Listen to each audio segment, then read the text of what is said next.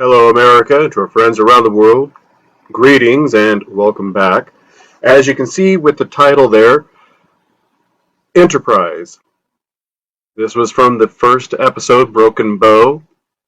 So the reason I wanted to share this, because this is something that I accidentally, unintentionally, participated in history to a small degree. There's the original Enterprise crew. You know, the Space Shuttle Enterprise had the original Star Trek cast. I don't know if all of them were there, but several of them were present.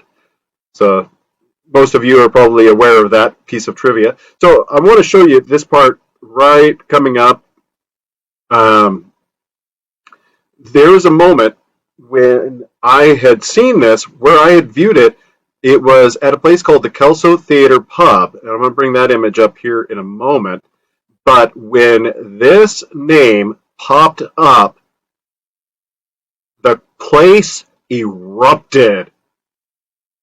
They saw Connor Trineer on the marquee, or on the credits, and everyone there went wild. Now, if you're one of those that is heavy into trivia about Star Trek and who played who and where they came from and so forth, you already know where I'm going with this. For those that aren't aware, because I wasn't aware, I walk in. I had just come from dinner across town, at the Red Lobster in Kelso, and I had learned about the theater pub having Enterprise, the first episode. And I took my kid there, and I invited other family to attend with us, but no, they had other things going on. So my kid and I went instead by ourselves. We walk in the lobby, and there was KPTV 12, the local affiliate, which was broadcasting Enterprise, and they always had aired Star Trek, even back in the late 70s, 80s. There was, 4 o'clock, it was Buck Rogers or Battlestar Galactica or Star Trek, Wonder Woman, 4 o'clock or 5 o'clock. It was fun times when you only had 6 channels to choose from. Anyway, so the Kelso Theater pub is in Kelso. It's across the street, roughly, from where the new City Hall is located.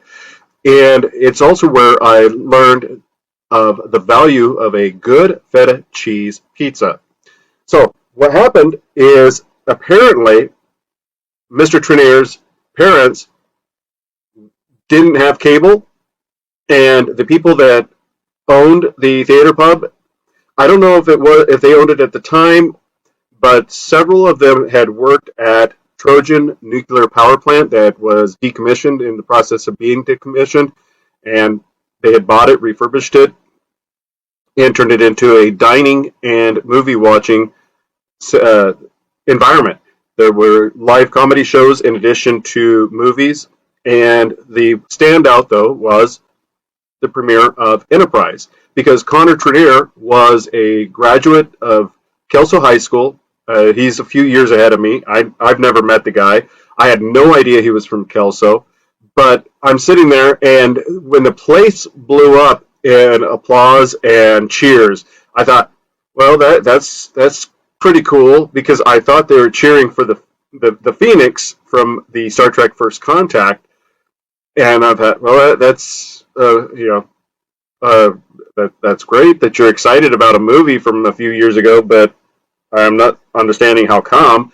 And then the next day, I learned the reason, because the Channel 12 reran the news saying they were there, which I was able to confirm because of Connor Trineer, and apparently his mother had called to say, hey, we saw you, and so did all of Longview and Kelso and everyone, all the other towns around. So I remember, the next day having the local paper, standing in line at Subway, and I was reading over the reviews of the television show, and somebody in line had asked me about it.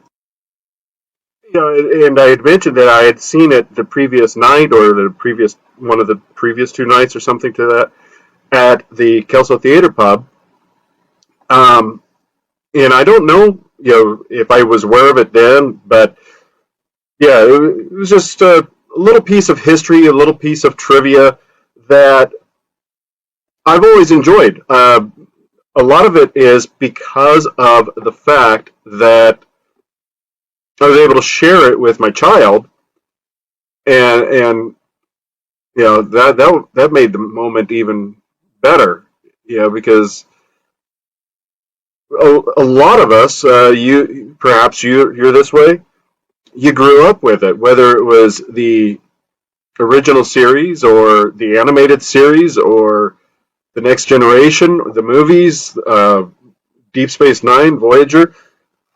I remember watching the finale of Voyager with a coworker of mine, and he was roommates with a guy that I had gone to high school with, and the three of us were watching, and they did a promo for Enterprise, and we joked that they didn't include Cisco in the list of captains, and then they made a new promo including Cisco.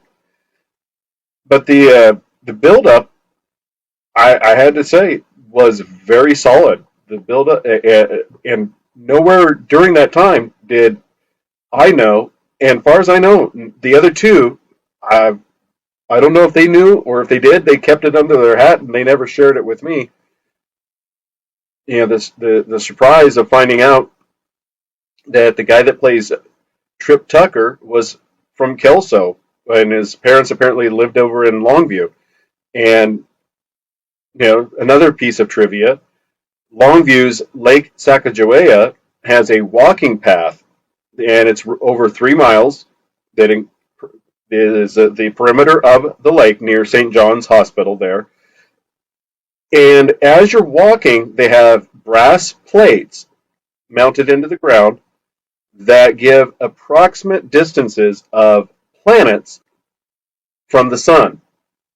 And it tells you, roughly, so as you're doing your 3.25 mile walk, you see these plates and you find yourself passing Mercury, Venus, Earth, Mars, and so forth throughout the solar system, including Pluto. So, Bert and Guster should be able to smile, you know, about Pluto, You heard about Pluto? It's messed up.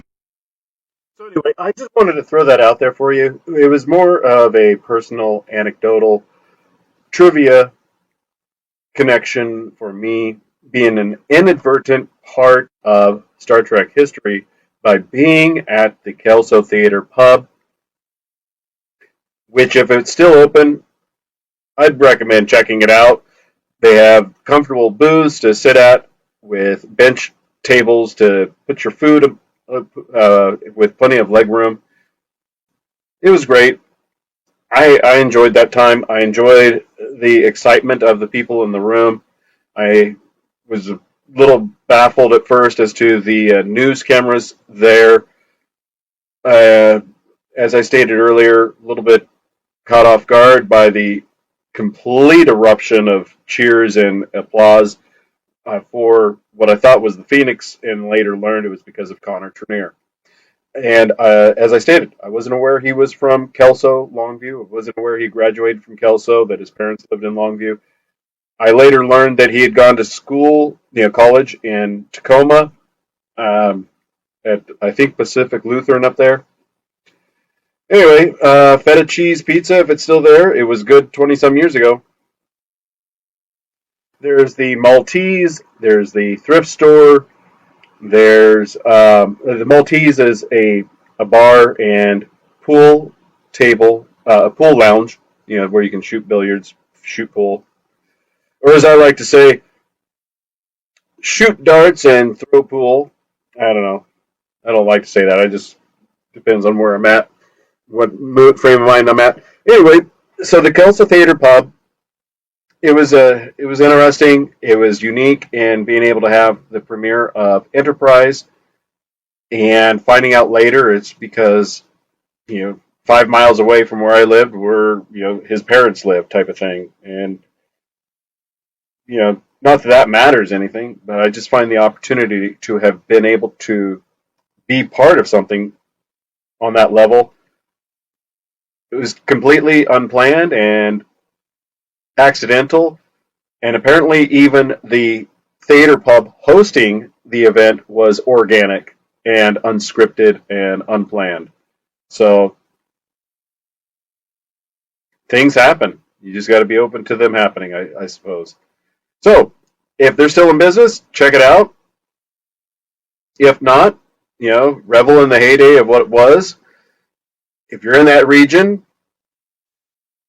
well, explore Kelso for what it's worth. The Northwest has some eccentric places to explore. Kelso's an old logging town. Longview's an old logging town. These things aren't exactly massive attractions, but you travel another hour westward to Astoria, and there's the Astor Column, renamed the Astoria Column, that was partially funded by John Jacob Astor's great grandson, for a commemorative project. Clark Gable, another actor, Gone with the Wind, he has a brass plate stapled into the ground across the street from what's called the Pig and Pancake along Highway 30. So, if you're not from the Pacific Northwest, there's reasons to avoid it, as you've been seeing from people such as C.K. I always butcher her name, but Honey Badger Mom, Katie Davenport and Cam Higby, and a whole bunch of others that have been posting about the craziness going on. But when things decide to settle down, and the weather's good, because at present it's pouring down rain, the Pacific Northwest has a lot of things to see. The author of the book Fight Club, another name I'm going to butcher, Chuck Palahniuk, lived in Portland for a period of time and wrote a book called Fugitives and Refugees, A Visitor's Guide to Portland. A lot of the things that he detailed no longer exist, but if you have the opportunity to get your hands on the book, and you're not, even if you live in the area and you've never heard of the book, it's worth checking out and exploring. There's the Candlestick in Scappoose. There's a 12-foot tall bunny rabbit in Aloha or Hillsboro.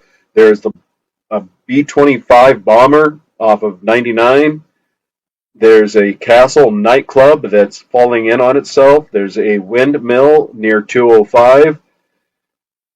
Those are just some of the things that were listed. So, with that, a bit of nostalgia and eccentric trivia, Star Trek trivia at that. Thank you.